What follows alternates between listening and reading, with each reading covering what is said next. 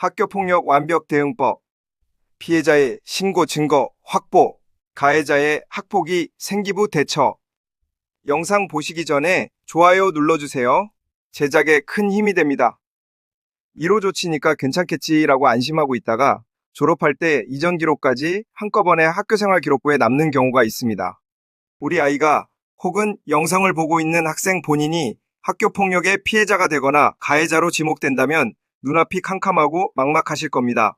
당장 무엇부터 해야 할지, 어디에 도움을 청해야 할지, 그리고 이 일이 학교생활 기록부에는 어떻게 남게 될지 걱정이 앞서실 텐데요.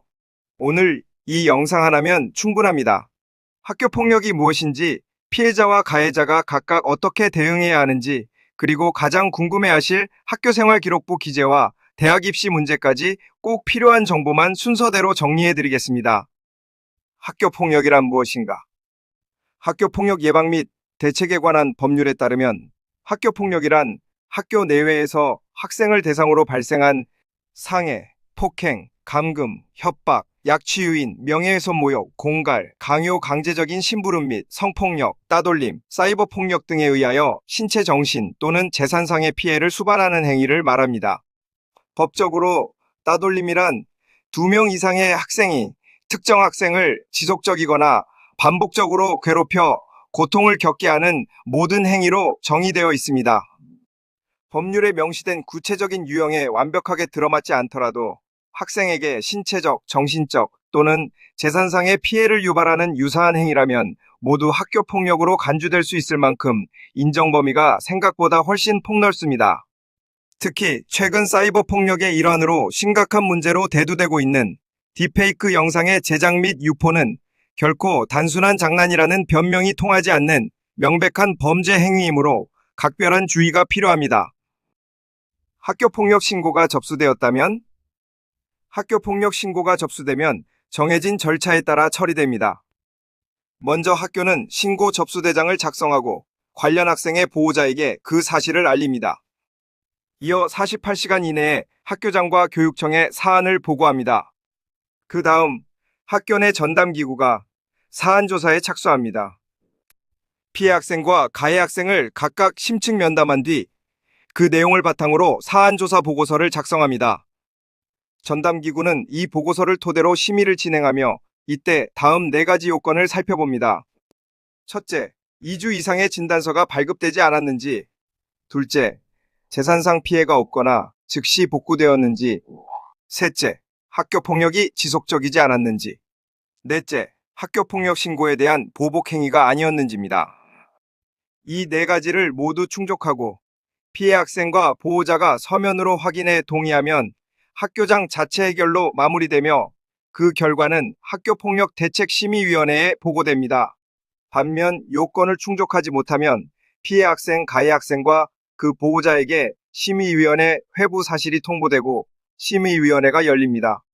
심의위원회는 교육장에게 조치안을 올리고 교육장이 최종 조치를 결정합니다.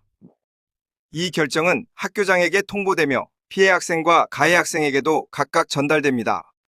이후에는 피해 학생 보호 조치, 가해 학생 선도 교육 조치, 가해 학생 보호자에 대한 특별 교육 등 후속 조치가 이어집니다. 학교폭력 피해자가 되었다면? 먼저 피해를 당한 경우부터 살펴보겠습니다. 가장 중요한 것은 딱 하나, 증거를 확보하는 일입니다. 메시지, 사진, 영상, 진단서, 목격자 진술까지 꼼꼼히 모아두세요. 언제, 어디서, 어떤 일이 있었는지 시간과 정황을 구체적으로 기록해두는 것이 좋습니다. 기억은 흐려지지만 기록은 남습니다. 신고는 학교나 담임교사 또는 학교폭력 신고센터 117로 하시면 됩니다. 긴급한 상황이라면 경찰 112로도 신고할 수 있습니다. 피해 학생은 조사와 심의가 진행되는 동안 심리상담, 치료, 학급교체와 같은 보호 조치를 받을 수 있습니다. 이 말씀은 꼭 드리고 싶습니다. 절대 혼자 감당하지 마세요. 청소년 상담 1388, 위센터, 학교 전담 경찰관에게도 도움을 요청할 수 있습니다. 도움을 요청하는 것은 약한 것이 아니라 현명한 일입니다. 학교폭력 가해자로 지목되었다면? 이번에는 반대로 가해자로 지목된 경우를 살펴보겠습니다. 가장 먼저 해야 할 일은 감정적으로 부인하는 것이 아니라 사실관계를 정확히 정리하는 것입니다. 흥분해서 안 했다고 소리치기보다는 무슨 일이 있었는지 차분히 정리하는 것부터 시작해야 합니다. 사안 조사는 메시지, 사진, CCTV와 같은 객관적 자료를 중심으로 진행됩니다. 억울한 부분이 있다면 관련 자료와 정황을 구체적으로 제시해야 합니다. 감정에 호소하는 것이 아니라 자료로 말해야 한다는 뜻입니다. 조사 단계에서는 부모님의 역할도 중요합니다. 자녀를 대신해 답변하기보다는 질문과 답변 내용을 메모하고 조서 내용이 정확한지 확인하는 역할에 집중하시는 것이 좋습니다. 사안이 복잡하거나 조치가 클 것으로 예상된다면 전문가의 상담을 받는 것도 현실적인 방법입니다. 또한 학폭위 조치 결과에 불복하려면 행정심판이나 행정소송을 제기할 수 있습니다. 여기서 정말 중요한 이야기를 하나 드리겠습니다. 학폭위는 여러 요소를 종합적으로 고려해 조치를 결정합니다. 가해 학생 행위의 심각성과 지속성, 고의성의 정도, 가해 학생의 반성 정도, 조치를 통한 선도 가능성, 가해 학생 측과 피해 학생 측 간의 화해 정도, 피해 학생이 장애 학생인지, 그리고 피해 학생이나 신고 학생에 대한 협박 또는 보복 행위인지 등이 그것입니다. 그렇기 때문에 겉으로는 비슷해 보이는 사안이라도 어떤 조치가 내려질지 미리 가늠하기가 어렵습니다. 결국 가해 학생 측 입장에서 가장 중요한 것은 피해 학생 측에게 진심으로 용서를 구하고 합의에 이르는 것입니다. 이것이 무엇보다 우선입니다. 학교 생활기록부에는 어떻게 남을까? 이제 가장 궁금해하실 부분, 바로 학교 생활기록부 기재입니다. 아마 이 부분 때문에 영상을 보시는 분이 많으실 겁니다. 가해 학생에 대한 조치는 1호부터 9호까지 있습니다. 1호는 서면 사과, 2호는 접촉 협박, 보복 행위 금지, 3호는 학교 내 봉사입니다. 이 세 가지는 원칙적으로 기재 대상이지만 이행 기간 안에 조치를 마치면 기재를 미룰 수 있습니다. 이를 조건부 기재 유보라고 부릅니다. 그런데 여기에 함정이 있습니다. 같은 학교급에서 다시 학교 폭력으로 조치를 받으면 미뤄두었던 이전 기록까지 한꺼번에 기재됩니다. 그러니 1호니까 괜찮다며 안심할 일이 결코 아닙니다.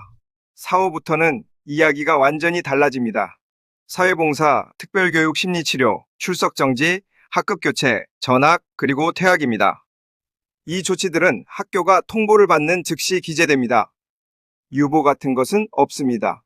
삭제 시기도 조치별로 다릅니다. 1호부터 3호는 기재되었더라도 졸업과 동시에 삭제됩니다. 4호와 5호는 원칙적으로 졸업 후 2년이 지나면 삭제됩니다.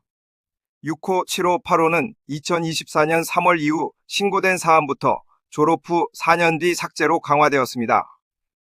그리고 9호, 즉 퇴학은 아예 삭제 대상에서 제외됩니다. 평생 남는다는 뜻입니다. 한 가지 더 있습니다.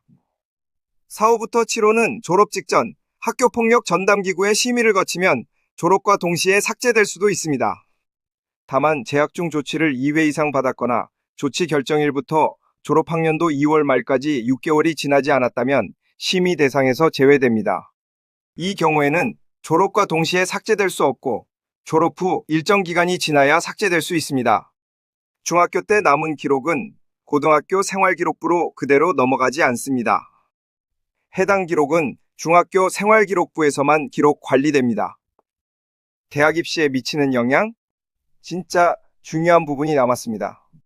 2026학년도 대학 입시부터는 학교폭력 조치 사항이 학생부, 수능, 논술, 실기 전형 등 거의 모든 전형에 반영됩니다. 다만 감점 폭이나 반영 방식은 대학마다 다르므로 지원하려는 대학의 모집 요강을 반드시 확인해야 합니다. 순간의 판단이 대학 입시로까지 이어질 수 있습니다. 마치며 학교폭력은 순간의 갈등에 그치지 않고 학생의 학교생활 전체는 물론 그 이후의 진로까지 영향을 미치는 문제입니다. 피해자라면 증거를 확보하고 주저하지 말고 신고하세요. 절대 혼자 견디지 마세요. 가해자로 지목되었다면 감정보다 사실관계 정리가 우선이며 무엇보다 피해 학생에게 건네는 진심 어린 사과와 합의가 가장 중요합니다. 그리고 조치 하나하나가 학교생활 기록부와 진학까지 이어질 수 있다는 점을 꼭 기억해 두시기 바랍니다. 무엇보다 가장 좋은 것은 그런 일이 애초에 일어나지 않도록 서로를 존중하는 것입니다. 시청해 주셔서 감사합니다.